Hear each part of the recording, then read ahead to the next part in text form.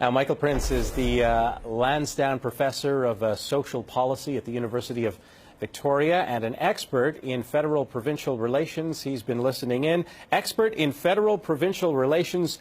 Here you have something to study, finally, after 6 or so years. It's been a while, Scott. The last First Minister's meeting was in January 2009.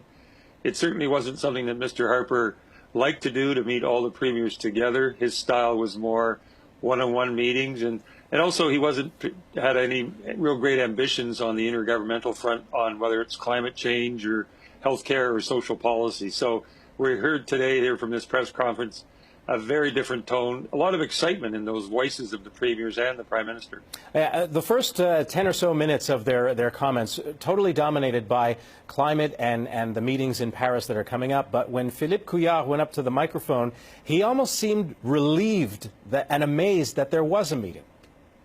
Absolutely. I think long-standing premiers like the Premier of Quebec, the Premier of Ontario, Premier of Saskatchewan, they would have liked to have had multilateral meetings with the Government of Canada on a whole host of issues in the last several years, whether it was on environmental challenges, economic and industrial policy, law and order and crime issues. And that just wasn't what was happening in Ottawa. And as Mr. Trudeau said tonight, Canada is a federation, with 13 provincial and territorial governments as well as the federal government. And so we're seeing this as the beginning of a new era, or in a way a return back to a style of intergovernmental relations that we haven't seen for about a decade.